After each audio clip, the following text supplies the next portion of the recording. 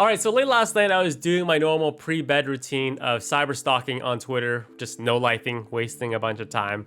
But something actually interesting popped up in my time feed, and it was actually a leak that on November 10th, the release date of the Xbox Series X, there's actually going to be a slimmer down version. And when they say slim down, they mean slim down in every sense of the word. A secondary version that is smaller, cheaper, and gonna be available on launch day. And I'll be honest, like, I have to give credit where credit's due. The Microsoft PR team played it up beautifully. It was a leak, and they just went with it. If this was Sony, they would have just not said anything, denied it, or even given copyright strikes to people like myself who report the news. This is a true story. But anyways, their PR team handled it beautifully. And today we actually got some official news of what we can expect. So as the rumor suggested, there is going to be a smaller version called the Xbox Series S, kind of a nod to the Xbox original S controller, in my personal opinion. So this version is only $300, exactly what the rumor suggested. It is all digital. So it does not have a disk drive. In terms of design, it actually almost looks exactly like the Project Scorpio Xbox One did, except for there is a gigantic heating vent on top of it, and it's okay. I would have preferred if it was just all black, so that gigantic circle wouldn't be as pronounced, but it is what it is. And it's only $300. There's also a rumor that has not been confirmed yet that they're actually going to be offering financing options for both of the consoles. So, which is really good, especially it's the time of 2020. We're in the COVID pandemic, and money's tight for everyone. So, giving people the option of buying the console and paying for it in small increments is a fantastic idea. Cell phone companies have been doing it for years.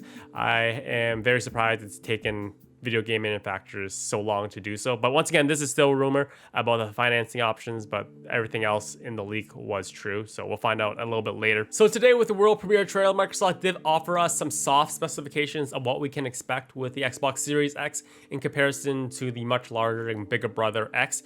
They didn't give us like exact specifications such as RAM and CPU speed and all that type of stuff, but they did let us know, like I said, it's all digital, so there is no disk drive, so you lose the option of buying games physically and then trading them into or lending them to your other friends. So that is something that you probably are going to have to consider.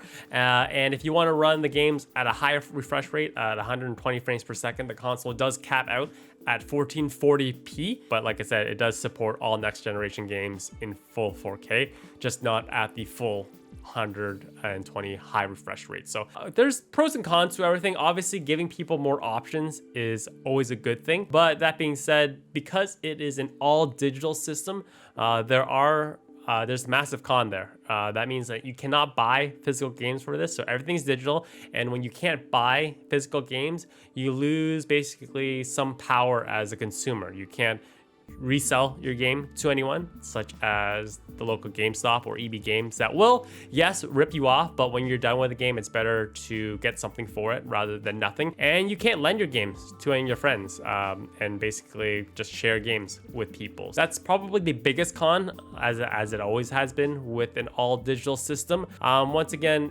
the hard drive is very small, so you're most likely still gonna have to invest in an external hard drive just to play all the games that you want.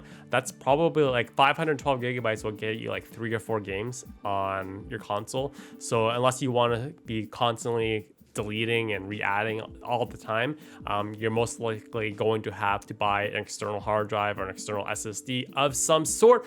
But at $300, it does give consumers a lot of options. So it's really it's give and take anytime you talk about more price-friendly options for consumers. So yeah, that's basically my take on it. I probably still would go, personally myself, I'm still gonna go with the full Xbox Series X because I'm a content creator. That's what I do for a living. I need to make videos for you guys, but I respect the fact that Microsoft is giving consumers more options. So yeah, that's just my take on it.